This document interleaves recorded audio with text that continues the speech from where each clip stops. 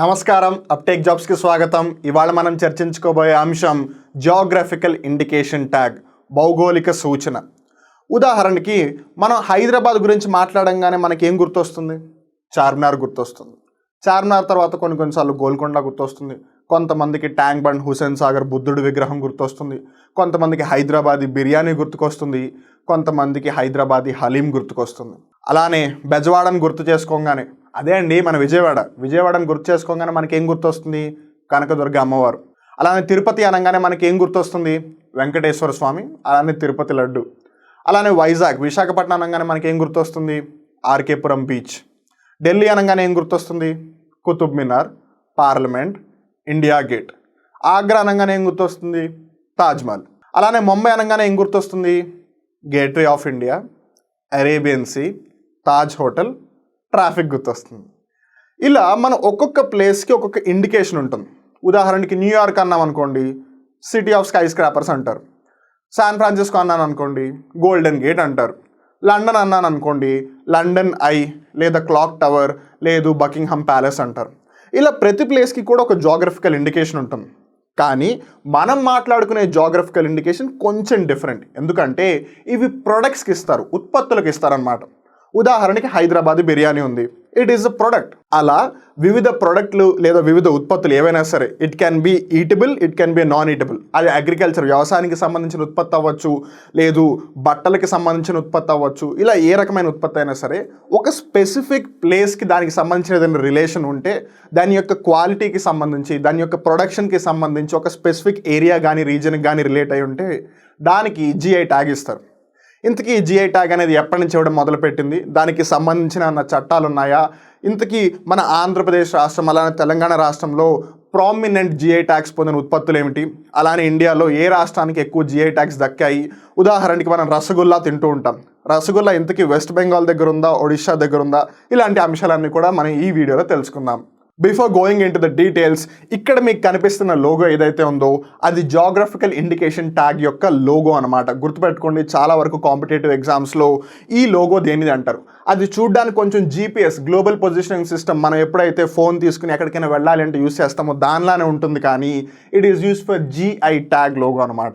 ఇంతకీ అసలు point of discussion ఏంటి అంటే, స్థానికంగా అంటే లోకల్గా జియోగ్రఫికల్ ఇండికేషన్స్, జిఐ ట్యాగ్ చేయబడిన వ్యవసాయ ఉత్పత్తుల ఎగుమతులను, అంటే అగ్రికల్చర్ ప్రొడక్ట్స్ యొక్క ఎక్స్పోర్ట్స్ని డెవలప్ చేయడం కోసం, ఎక్స్పోర్ట్స్ని సపోర్ట్ చేయడం కోసం, ప్రమోట్ చేయడం కోసం, ఎంకరేజ్ చేయడం కోసం కేంద్ర ప్రభుత్వం కొత్త ఉత్పత్తులను మరియు కొత్త ఎగుమతి గమ్యస్థానాలను గుర్తించడానికి ప్రయత్నిస్తోంది.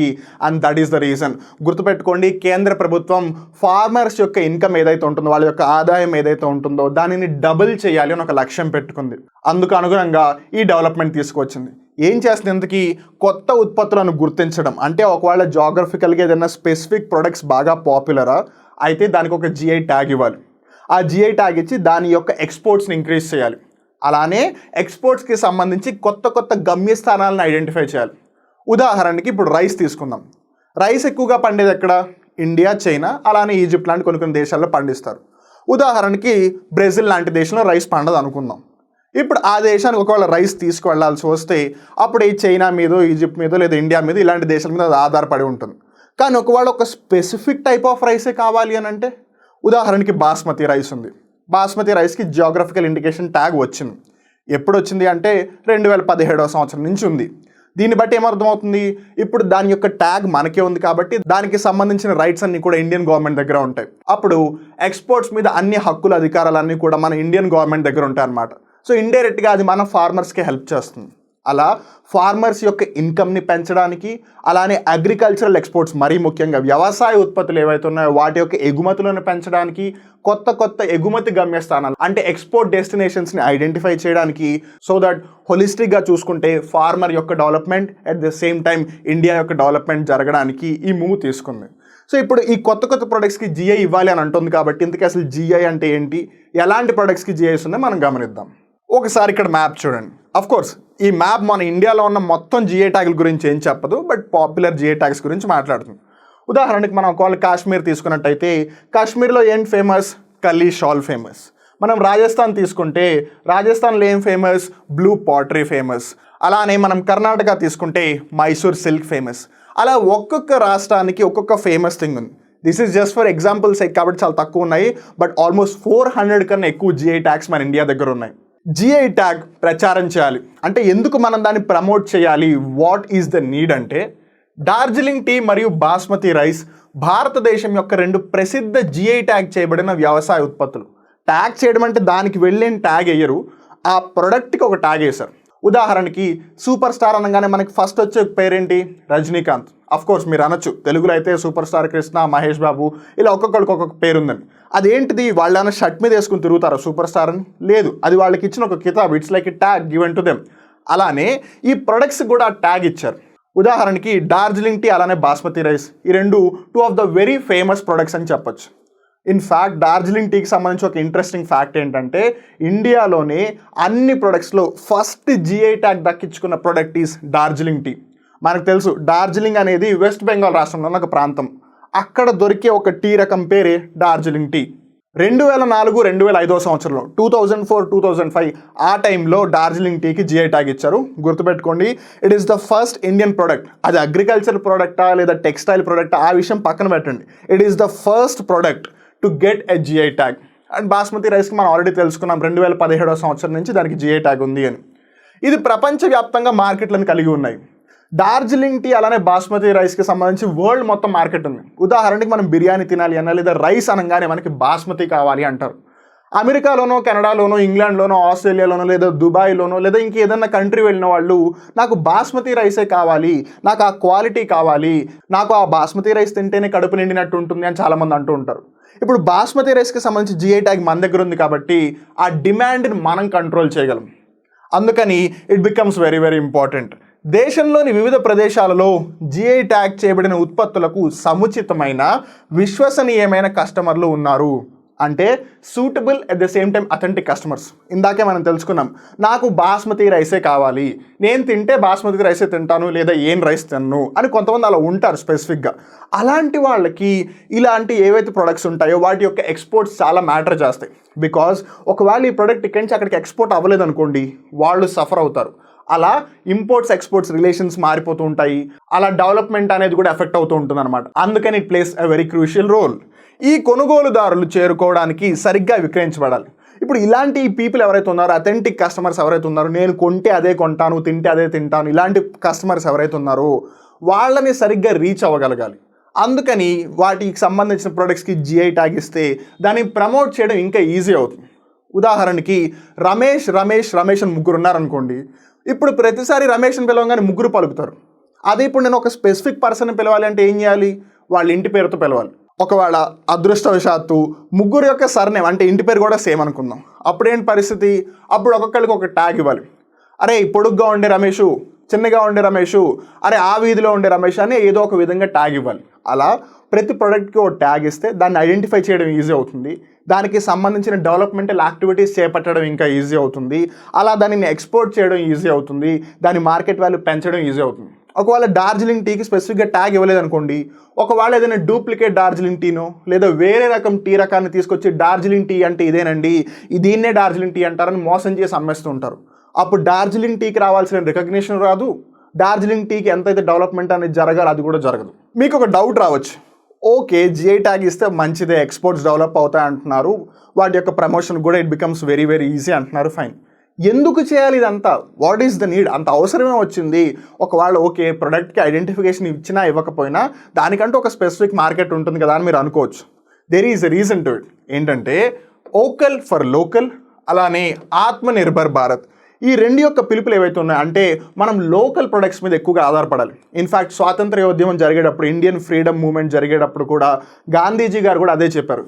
ఏమని అంటే మనం బ్రిటిష్ వాళ్ళ యొక్క వస్తువులు ఏవైతే ఉన్నాయో వాటిని ఉపయోగించుకోకూడదు, మనం సొంతంగా ఏవైతే తయారు చేసుకుంటున్నామో ఆ ఉత్పత్తుల మీద ఎక్కువగా ఆధారపడాలి, స్వదేశీ ఉత్పత్తులను ఉపయోగించాలి అని. అందుకే స్వదేశీ మూవ్మెంట్ అనేది కూడా జరిగింది.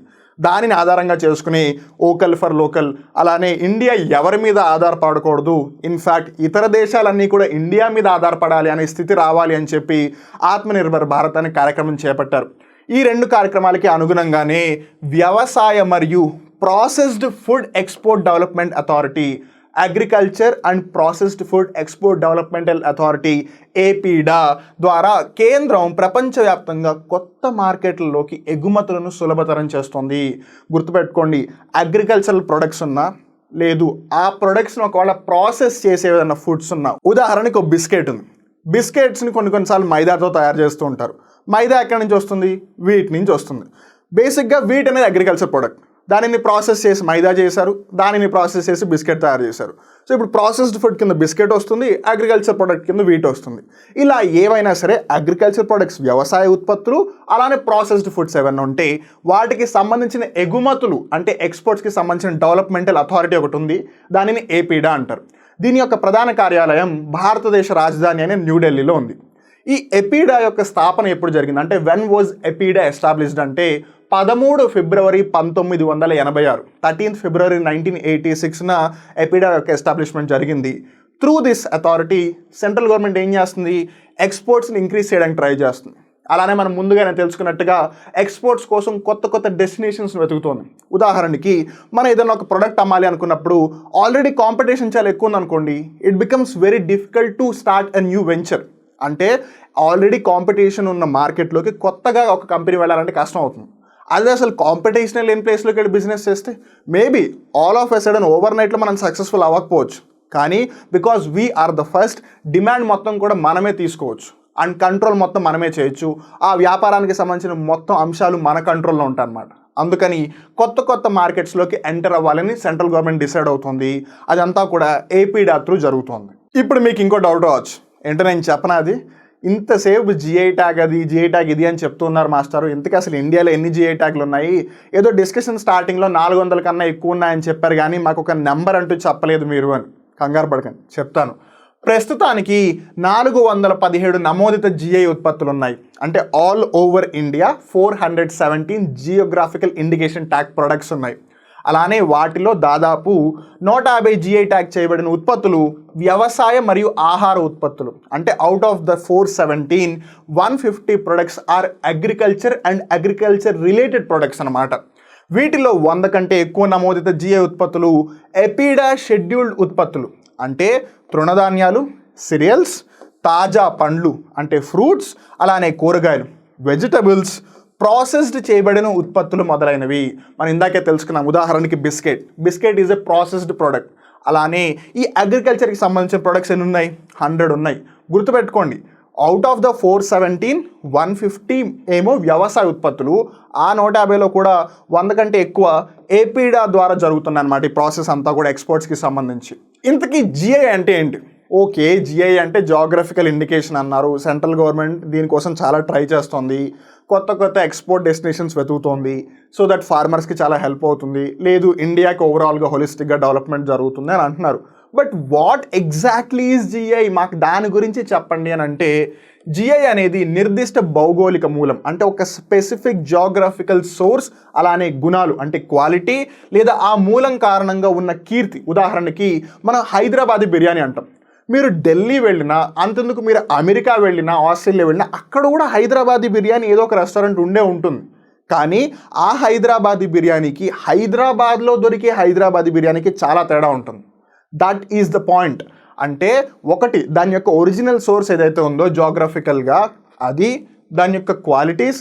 2, ఆ సోర్స్ ఏదైతే ఉందో దానివల్ల దానికి వస్తున్న రెప్యుటేషన్.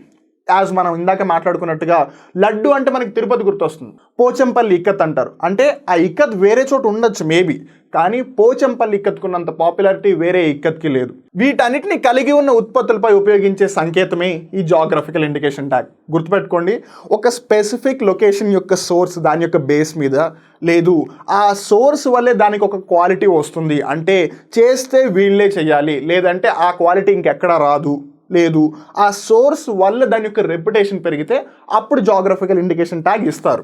జిఐ అనేది ప్యారిస్ కన్వెన్షన్ కింద పారిశ్రామిక ఆస్తి రక్షణ మేధో సంపత్తి హక్కులలో భాగం. అంటే ఇంటెలెక్చువల్ ప్రాపర్టీ రైట్స్.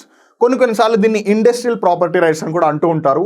ఇంటెలెక్చువల్ అంటే ఏం లేదు, అక్కడ ఉన్న జాగ్రఫికల్ పరంగా లేదు తెలివిని ఉపయోగించి ఏదైనా ఒక ప్రోడక్ట్ని లేదా ఒక గుడ్ని తయారు చేసినప్పుడు దానికి సంబంధించిన రైట్స్ అన్నీ కూడా ఆ ప్రొడ్యూసర్కో లేదా ఆ రీజన్కో దక్కాలి. ఎలా అయితే మనం ఇందాక ఉదాహరణకి డార్జిలింగ్ టీ గురించి తెలుసుకున్నాము, డార్జిలింగ్ టీ అని వేరే వాళ్ళు ఎవరైనా డూప్లికేట్ ప్రొడక్ట్ని తీసుకొచ్చి అమ్మేయచ్చు, కానీ అలా చేస్తే అసలు డార్జిలింగ్ టీ యొక్క రెప్యుటేషన్ పాడైపోతుంది. అందుకని దానికి సంబంధించిన రైట్స్ అన్ని కాపాడుకోవడానికి జిఐ ట్యాగ్ ఈజీగా హెల్ప్ చేస్తుంది.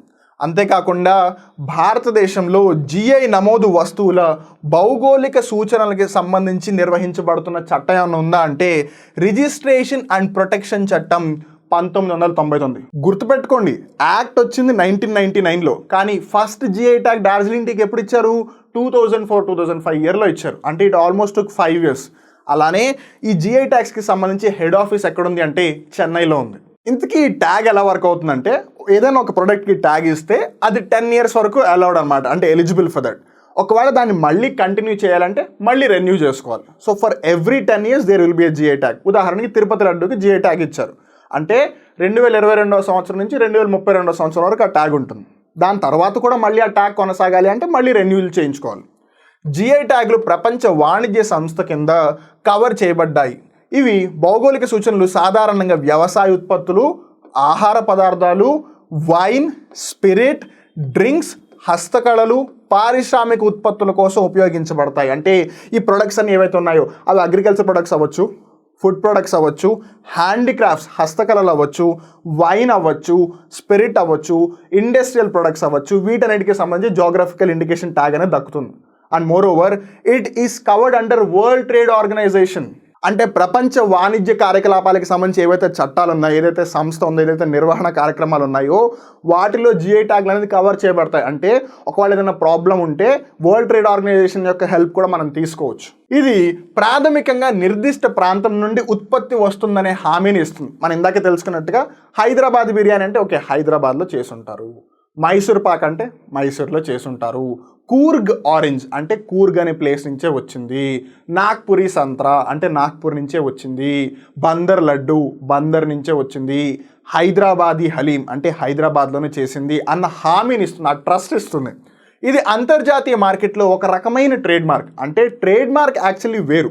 ఉదాహరణకి ఏదైనా కంపెనీ ఉంది, మీరు చాలాసార్లు కంపెనీ యొక్క లోగోస్ చూసుంటారు, దాని పక్కన TM అని రాసి ఉంటుంది, కొన్ని చోట్ల రాసి ఉండకపోయినా that is their trademark. అంటే వాళ్ళ యొక్క గుర్తింపు అది, this is my product and this is my trade mark.